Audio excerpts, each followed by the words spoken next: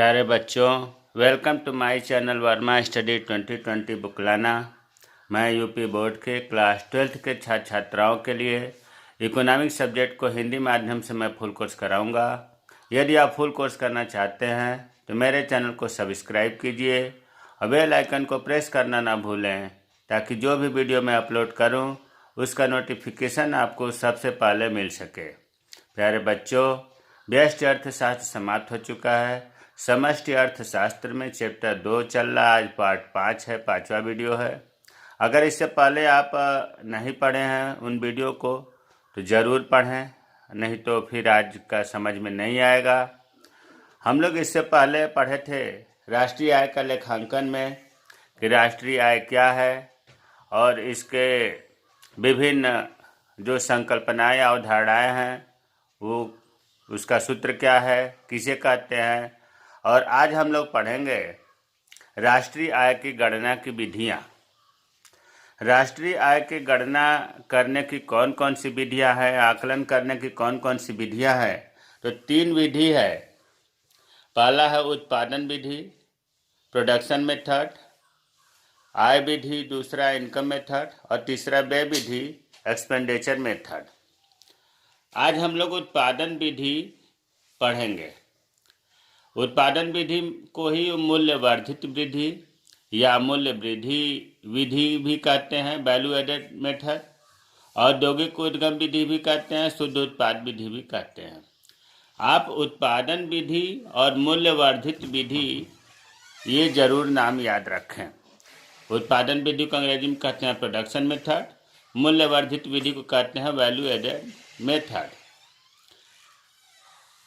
अगर हम इन तीनों विधियों को, कोई सवाल है, अगर हम उत्पादन विधि से राष्ट्रीय आय निकालें, आय विधि से राष्ट्रीय आय निकालें, व्यय विधि से निकालें तो तीनों का आंसर एक ही आएगा। मतलब तीनों विधियों में राष्ट्रीय आय बराबर होती है, अर्थात उत्पादन बराबर आय बराबर व्यय। अगर इसको हम राष्ट्रीय दृष्टि से कहें तो कुल राष्ट्रीय उत्पादन बराबर कुल राष्ट्रीय आय होता है और बराबर कुल राष्ट्रीय व्यय होता है। आज जो हम लोग पहली विधि पढ़ रहे हैं, राष्ट्रीय आय की गणना करने की उत्पादन या मूल्य वृद्धि विधि, इसकी परिभाषा देखते हैं। यह विधि एक लेखा वर्ष में, एक लेखा वर्ष का मतलब हुआ कि 1 अप्रैल से शुरू होगा और 31 मार्च को समाप्त होगा। देश की घरेलू सीमा में, देश के अंदर की बात हो रही है, बॉर्डर के अंदर की बात हो रही है। प्रत्येक उत्पादक, जिसको हम उद्यमी भी कहते हैं, उद्यम द्वारा उत्पादन में किए गए योगदान की गणना करके राष्ट्रीय आय को मापते हैं।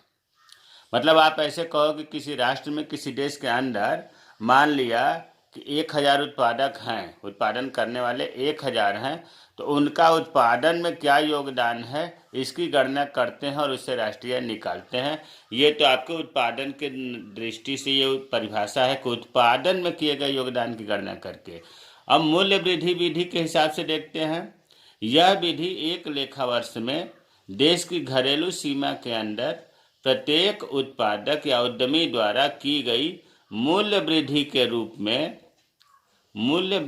रूप में गणना करके राष्ट्रीय आय को मापते हैं। देखिए मूल्य वृद्धि क्या है, अभी आगे क्लियर हो जाएगा। प्रत्येक उत्पादक जो है कितना मूल्य वृद्धि करता है, इस सब की गणना करके हम राष्ट्रीय आय निकालते हैं।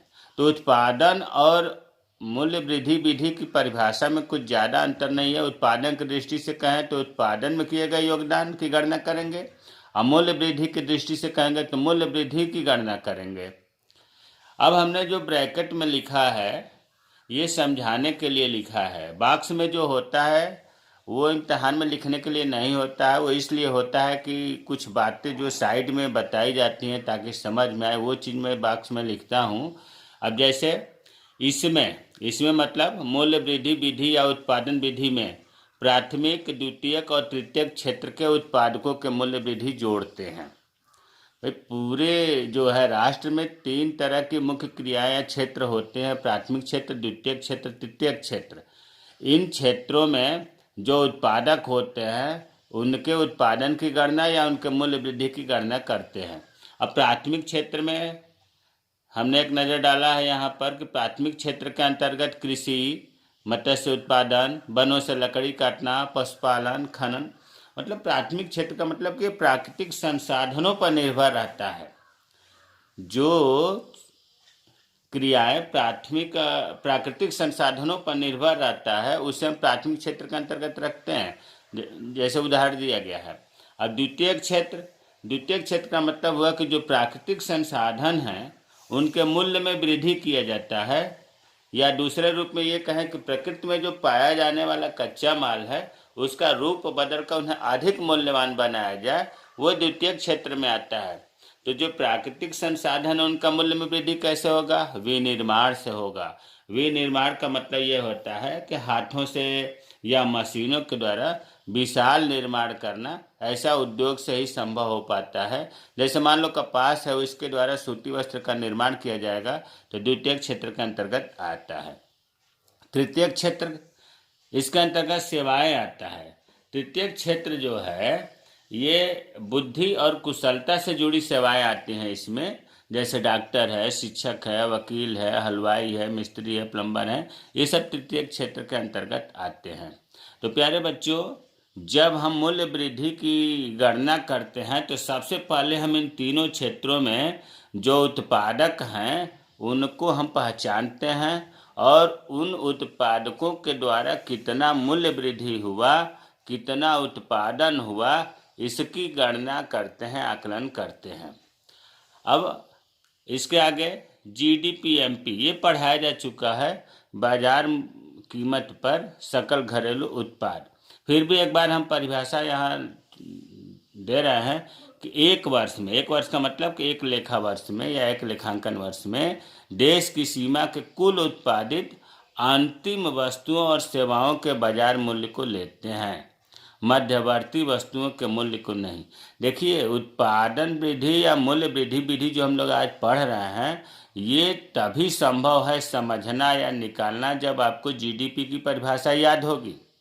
और GDP की परिभाषा अगर समझ में नहीं आया है, याद नहीं है, तो फिर उत्पादन विधि या मूल्य वृद्धि विधि नहीं समझ में आएगा। तो GDP में आपको बताया गया है कि जो घरेलू सीमा है किसी राष्ट्र के, उसके अंदर अंतिम वस्तुओं और सेवाओं के बाजार मूल्य को GDP@MP कहते हैं। अब अंतिम वस्तुओं और सेवाओं को लेते हैं, मध्यवर्ती वस्तुओं के मूल्य को नहीं लेते हैं। अब यहाँ बात आती है कि अगर मध्यवर्ती वस्तुओं को ले लेंगे तो क्या दिक्कत आएगी? दोहरी गणना की समस्या उत्पन्न हो जाती है। अगर मध्यवर्ती वस्तुओं को लेंगे तो दोहरी गणना का मतलब हुआ कि जो वस्तु हम ले रहे हैं वो एक बार से अधिक उसकी गणना कर ली जाएगी, जो ये समस्या है, गलत है।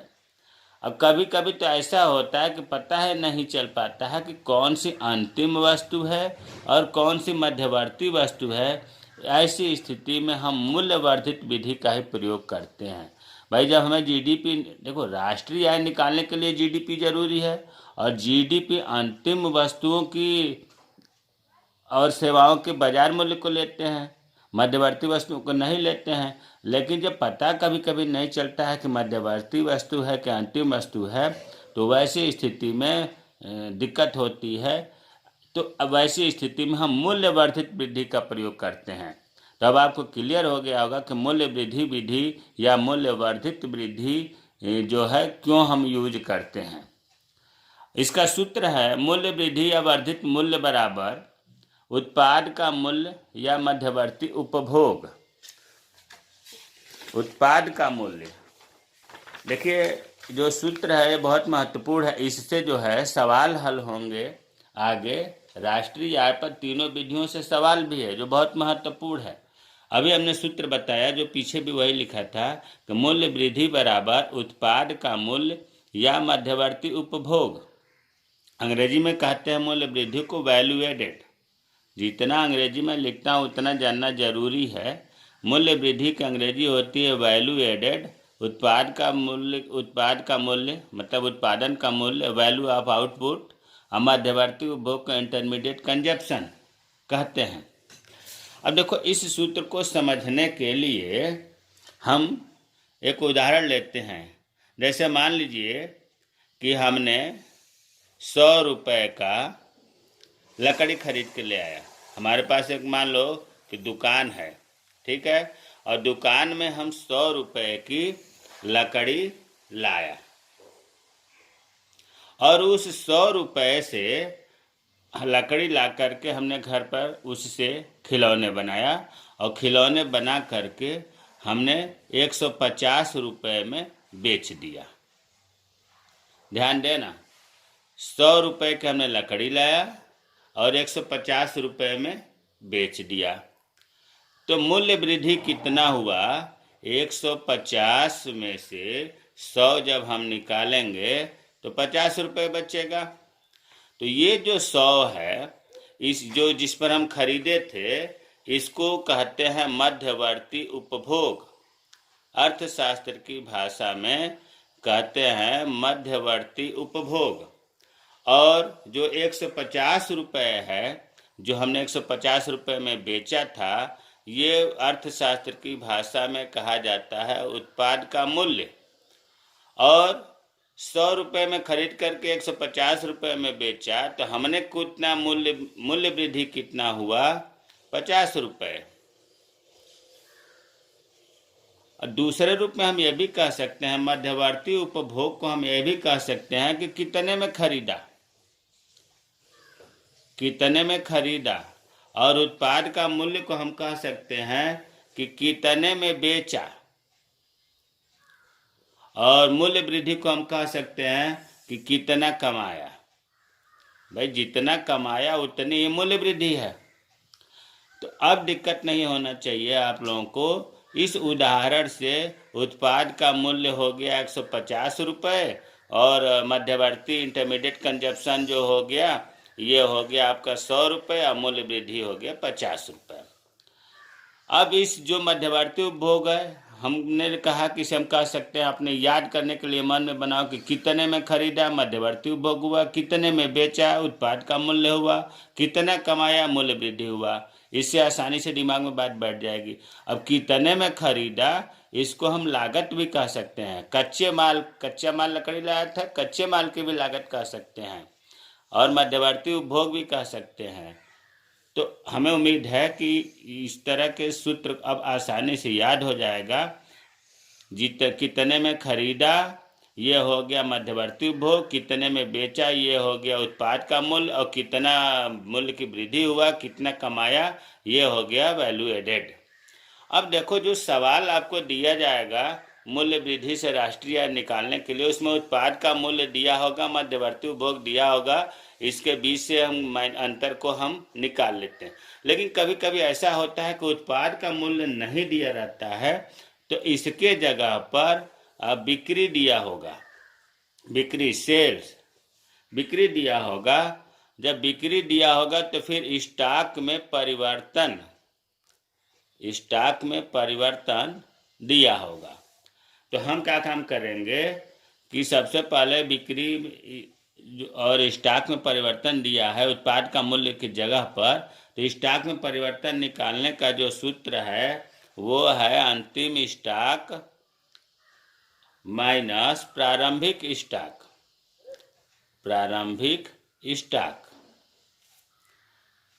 अब इस बिक्री में अंतिम स्टॉक और प्रारंभिक, भाई कोई भी स्टॉक है, जब शुरू में कितना था और बेचने के बाद लास्ट के अंतिम दिन कितना हुआ, इसका अंतर स्टॉक में परिवर्तन हुआ, उसको जब हम बिक्री में जोड़ देंगे तो उत्पाद का मूल्य निकल जाएगा। लेकिन मान लो कि अगर नसीब ही खराब है, उत्पाद का मूल्य भी नहीं दिया, बिक्री भी नहीं दिया, तो फिर बिक्री नहीं दिया तो इसके जगह पर P × Q दिया होगा। P का मतलब होता है प्राइज, प्रति इकाई कीमत, प्रति इकाई कीमत, और Q का मतलब हो गया बेची गई इकाइयाँ, बेची गई इकाइयाँ। इन दोनों का जब हम गुणा करेंगे तो बिक्री मिल जाएगा, और बिक्री में स्टॉक में परिवर्तन जोड़ेंगे तो उत्पाद का मूल्य मिल जाएगा। तो यह सूत्र सवाल में हल करने के लिए बहुत महत्वपूर्ण है। वर्धित मूल्य बराबर उत्पाद का मूल्य माइनस मध्यवर्ती उपभोग। उत्पाद का मूल्य दो तरह से निकाल सकते हैं, बिक्री और स्टॉक में परिवर्तन। स्टॉक में परिवर्तन के लिए अंतिम स्टॉक में से प्रारंभिक स्टॉक को माइनस करते हैं, और बिक्री नहीं दिया है तो हम P इंटू Q कर देते हैं, प्रति इकाई कीमत में बेची गई इकाइयों का गुणा कर देते हैं। तो हमें उम्मीद है कि सूत्र आपको समझ में आ गया होगा। अब ये बार बार जो आ रहा है कि मूल्य वृद्धि, वैल्यू एडेड, इसके लिए कोई उदाहरण हम देखते हैं। उत्पादक जो उत्पादन करता है, जिसको हम उद्यमी भी कह सकते हैं। दूसरा कॉलम उत्पाद का मूल्य, और तीसरा मध्यवर्ती उपभोग मूल्य वृद्धि, जो कि सूत्र में है। उत्पाद के मूल्य में से मध्यवर्ती उपभोग निकालते हैं तो मूल्य वृद्धि होती है। अब हमने मान लिया कि किसान गेहूं का उत्पादन किया है, और गेहूं का उत्पादन करने के बाद माना कि वो 500 रुपये में बेच दिया। किसको बेचा? आटा मिल वाले को 500 रुपये में बेच दिया। और वो खरीदा कितने में था? खरीदा नहीं था, उसने तो उत्पादन किया है, निर्माण किया है, तो मूल्य की वृद्धि उसने कितने किया? 500 रुपये का किया। ठीक है, गेहूं उत्पादक जो है किसान 500 रुपये का गेहूं बेचा, और मध्यवर्ती उपभोग कुछ नहीं था उसका, उसने 500 रुपये मूल्य में वृद्धि किया। अब ये जो आटा मिल वाले ने खरीदा उससे 500 रुपये में गेहूं को, उस गेहूं से इसने मैदा बनाया, और मैदा बनाने के बाद इसने जो है 800 रुपये में उस मैदा को बेचा। किसको बेचा? ब्रेड निर्माता को, जो ब्रेड बनाने वाली कंपनी है, बेकर को बेचा। तो आटा मिल वाले ने 500 में तो खरीदा था, 800 में बेचा। तो क्या ये 800 उसका अंतिम मूल्य है क्या? नहीं, 800 रुपये भले ही बेचा, लेकिन 500 तो उसने खर्च किया था, खरीदा था, उसकी लागत थी, कच्चे माल का लागत था। तो कितने में खरीदा था? 500 में। तो मध्यवर्ती उपभोग हो गया 500 रुपये। तो मूल्य वृद्धि कितना हुआ? 8 में से 500 गया 300। आटा मिल वाले ने 300 की वृद्धि कर दी उसके कीमत में, मूल्य वृद्धि 300 का हुआ।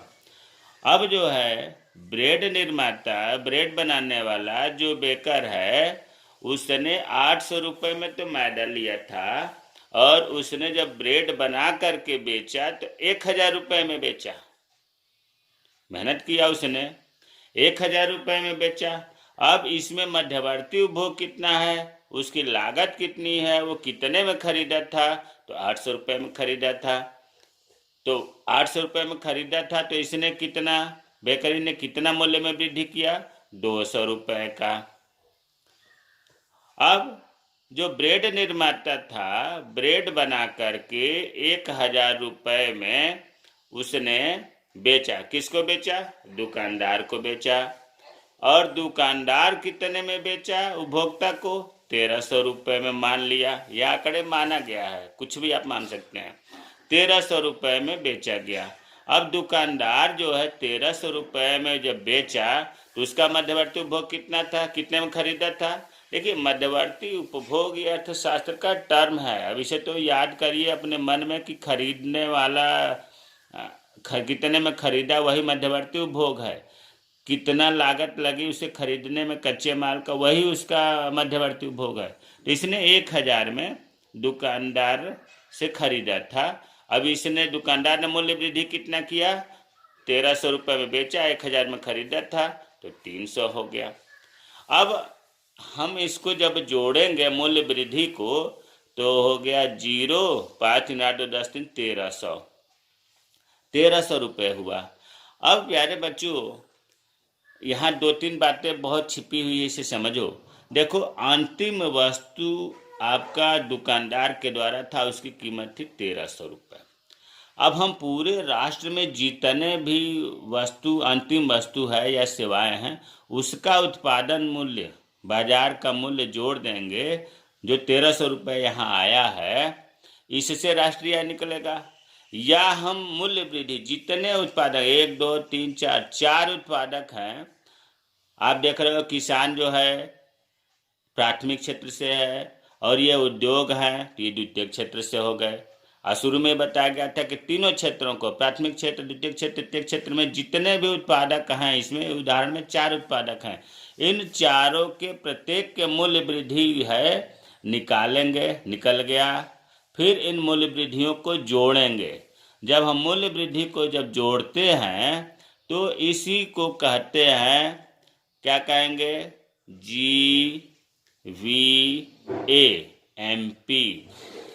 इसी को जो जोड़ आया है GVMP, मतलब gross value added market price, gross value added at market price कहेंगे। अब प्यारे बच्चों, सबसे महत्वपूर्ण बात यह है कि GVMP को ही हम GDPMP भी कहते हैं। Market price, GDP eight market price, दोनों एक ही चीज है। अगर यहाँ मान लो, अब देखो इसी सूत्र को हमने यहाँ लिख दिया, GDP एट MP या GVMP, इसको पढ़ेंगे gross domestic product at market price, gross value added at market price, दोनों एक ही चीज है। अगर यहाँ G के जगह पर N लिख दिया जाए तो ऐसे होगा NDP eight market price, NVA eight market price. यहाँ पर अगर FC लिख दिया जाए तो GDP एट FC, GVFC। तो अब यहाँ कंफ्यूजन नहीं होना चाहिए कि gross value added at market price और gross domestic product at market price ये एक ही चीज है। इसका सूत्र होता है उत्पाद का मूल्य मध्यवर्ती उपभोग। अब देखो, परिभाषा रटने से काम नहीं चलेगा। मूल्य वर्धित वृद्धि या मूल्य वृद्धि विधि की हम परिभाषा करें तो प्रत्येक उत्पादकों के द्वारा, यही तो परिभाषा में लिखा गया है, प्रत्येक एक वर्ष में या एक लेखा वर्ष में एक देश की घरेलू सीमा में प्रत्येक उत्पादकों के द्वारा मूल्य वृद्धि का योग राष्ट्रीय आय कहलाता है। अब देखो, अभी हमने यहाँ कहा कि GDP और GVMP एक ही चीज है। GDP एट MP की परिभाषा क्या मैंने बताया था इससे पहले, मैंने इस परिभाषा को बताते बताते हमें उम्मीद है कि जरूर याद हो गया होगा आप लोगों को।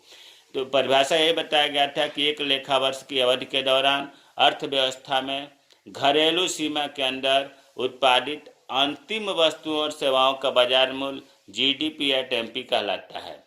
अब मूल्य वृद्धि के हिसाब से कहें, उसी की परिभाषा में थोड़ा सा केवल भाषा बदल जाएगा। एक वर्ष में एक देश की घरेलू सीमा के अंदर सभी उत्पादक या उद्यमियों द्वारा सकल मूल्य वृद्धि, अरे भाई सभी मूल्य वृद्धियों को, प्रत्येक उत्पादक मूल्य वृद्धि को जोड़े तो सकल आया, और सकल मूल्य वृद्धि को ही GVAMP या GDP एट MP कहते हैं। तो हमें उम्मीद है कि ये आपको समझ में आ गया होगा। अब देखो, अगर GDPMP मालूम हो गया, MP जिसको हम कहते हैं GVAMP, जब GDPMP मालूम हो गया तो फिर हमें राष्ट्रीय आय, अभी ये राष्ट्रीय आय नहीं निकला है, अभी तो आपको निकला है GDP एट MP या GVMP, एक ही चीज है। राष्ट्रीय आय होता है NNPFC, सॉरी छोटा लिखते हैं नीचे, NNPFC, ये आपका राष्ट्रीय आय है। इस राष्ट्रीय आय को हमें पाना है और GDPMP मिल गया। अब इसके बीच के कैसे प्राप्त होता है, ये पहले 2-3 वीडियो में भी ट्रिक बताया गया है, फिर भी हम यहाँ रिमाइंड कर दे रहे हैं कि 3 जगह चेंज होता है। ग्रास से, या ऐसे कहो ग्रास से नेट पर, ग्रास से नेट पर, ध्यान दो तीर इधर बनाया, ग्रास से नेट पर पाने के लिए माइनस डिप्रिसिएशन करते थे, और नेट से ग्रास पर जाने के लिए प्लस डिप्रिसिएशन करते थे, ये बताया गया है। और मान लो डोमेस्टिक है, डोमेस्टिक से जब हम नेशनल पर जाते हैं तो इसमें आपको बताया गया है कि डोमेस्टिक से नेशनल पर जाने के लिए प्लस NFIA करते हैं, और उसी तरह से नेशनल से डोमेस्टिक पर जाने के लिए माइनस NFIA करते हैं। ये पिछले वीडियो में बहुत बढ़िया से बताया गया है, अगर यहाँ नहीं समझ में आ रहा है तो पिछला वीडियो जरूर देखें। तीसरा चेंजिंग होता है MP से FC, MP से FC पर जाने के लिए -NIT करते हैं, FC से MP पर जाने के लिए +NIT करते हैं। तो इसी ट्रिक से अब देखो हमें पहुंचना है NNP-FC, ये ध्यान देना है। तो चलो G को अगर हम N में बदलना चाहते हैं, ग्रास से NDP-MP करना चाहते हैं, ग्रास से नेट करना चाहते हैं, तो हम माइनस डिप्रिसिएशन करेंगे। अब N तो हो गया, P भी मिलता जुलता है, D से N करना है, तो D मतलब डोमेस्टिक से हमें NNP-MP करना है, तो डोमेस्टिक से नेशनल करने के लिए +NFI करते हैं, +NFIA करते हैं।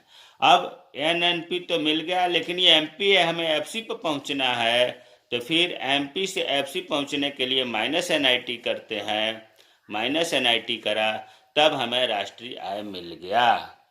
तो प्यारे बच्चों, हमें उम्मीद है कि आज का वीडियो आपको समझ में आया होगा। अगर नहीं समझ में आया है तो आप कमेंट बॉक्स में कमेंट करें, मैं रिप्लाई करूंगा। मेरे चैनल को सब्सक्राइब करें, उन बच्चों को, उन दोस्तों को, उन मित्रों को भेजें जो ट्यूशन नहीं पढ़ पाते हैं या उनके पास आर्थिक स्थिति ठीक नहीं है, घर पर ही पढ़ते हैं। तो अगर आप दूसरे का भला सोचेंगे, कल्याण सोचेंगे, तो आपका भी भला होगा। और दूसरा जो आगे हम लोग 2 विधि अभी बाकी है, उसको नेक्स्ट वीडियो में पढ़ेंगे। जय हिंद, जय भारत।